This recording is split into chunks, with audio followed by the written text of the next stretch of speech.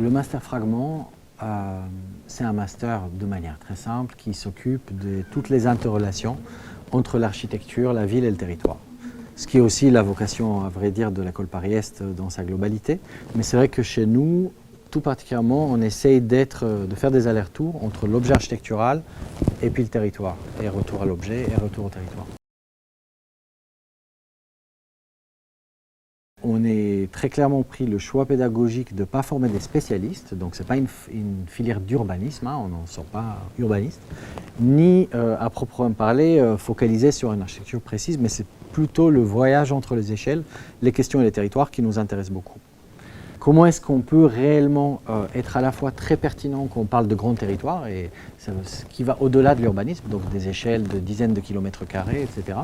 Et en même temps, faire une maquette au centième, faire un détail, choisir des matériaux, faire un plan, et ainsi de suite. Ce qu'on essaye de faire, donner aux étudiants une forme d'agilité, une capacité de passer entre les différentes échelles, les différents territoires, les différentes questions, entre donc des questions plus techniques liées à l'architecture, hein, comment on construit, les logiques un peu qui sont vraiment liées à l'architectonique, et puis des questions plus territoriales, les enjeux, l'écologie, la gouvernance, et ainsi de suite.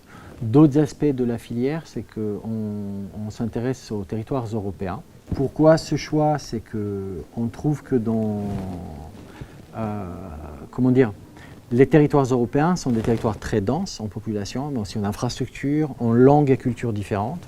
Et donc c'est vrai que des fois, habitant l'Europe, on oublie un peu cette spécificité, mais l'Europe c'est vraiment une sorte de densité des différences absolument incroyable. Et donc on trouve ça très intéressant de travailler avec les étudiants, vraiment sur des contextes différents chaque année, et donc de bouger d'un lieu à l'autre. Une chose qui est vraiment merveilleuse dans le système de filière à l'école, à Paris-Est, c'est un peu le fait de pouvoir prendre le temps. C'est-à-dire qu'on travaille avec les étudiants pendant 2 ans, les mêmes étudiants, un groupe d'enseignants.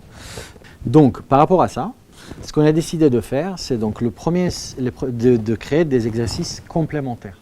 Donc chaque exercice en soi est toujours un peu lacunaire, mais en réalité c'est vraiment la complétude des exercices qui compte pour nous. Donc le premier exercice, c'est le S7, en arrivant en 4e année, on l'appelait la grande ville.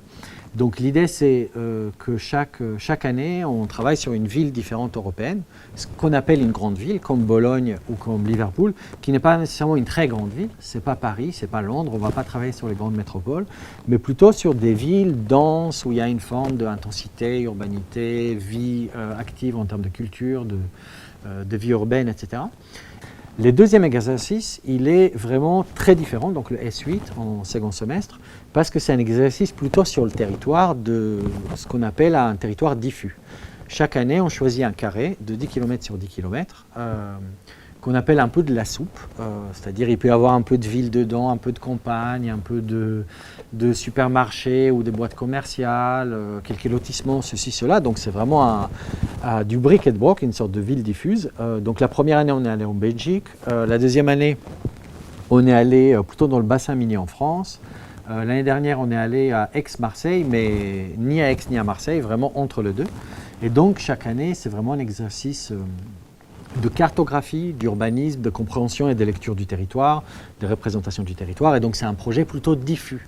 Donc ces deux exercices, le S7 et le S8 en 4e année, qui sont vraiment complémentaires et vraiment le blanc et le noir un peu. Un qui est vraiment focalisé sur l'objet et l'autre qui est plutôt très dispersé. En 5e année, le premier exercice, le S9, on appelle ça la métropole, parce qu'en fait, on travaille sur donc, des structures métropolitaines. Et puis le dernier exercice, qui est le PFE, continue sur ce même territoire, c'est-à-dire sur cette même métropole, avec l'objectif d'aboutir à un projet architectural bien défini et fort, manifeste, etc. En PFE, on laisse les étudiants soit le faire en binôme, soit le faire tout seul, et c'est les étudiants qui choisissent. Ils ont aussi le droit de démarrer en binôme et chacun prend son chemin à un moment donné s'ils ne sont pas d'accord. En tout cas, on aime beaucoup laisser les étudiants cette liberté-là pour la fin. Il est primordial pour nous que les étudiants soient les plus autonomes possibles. C'est-à-dire qu'on cherche à comment dire, les mettre en condition pour s'émanciper de la meilleure de manière et de trouver quelle est leur manière de pratiquer l'architecture. Donc s'il y a une compétence particulière, c'est peut-être celle de l'agilité. Ce qui est important pour moi, c'est d'arriver à que les étudiants aillent dans les agences de paysage, d'architecture, qui travaillent sur des échelles de design, des échelles architecturales, des échelles de l'urbanisme, qu'il aille aussi dans les collectivités publiques et chez les maîtres d'ouvrage, et donc qu'ils arrivent à s'éparpiller et à acquérir une forme d'agilité. Donc on y tient beaucoup de ne pas mener les étudiants vers une pratique particulière de l'architecture. On aime l'idée d'avoir une population étudiante assez hétérogène, c'est-à-dire qu'on a eu plusieurs étudiants assez brillants qui étaient déjà des paysagistes, qui ont passé l'école de Versailles et qui venaient ensuite faire un master ici à Paris-Est, chez nous, chez Fragment. Il y en a d'autres qui ont fait d'autres écoles, d'autres qui venaient de l'étranger. Et c'est vrai que cette hétérogénéité des étudiants, pour nous, elle est très riche, et aussi elle est très riche pour la population étudiante elle-même parce qu'elle permet finalement d'avoir des cultures différentes pour parler de la ville, des territoires et de l'architecture.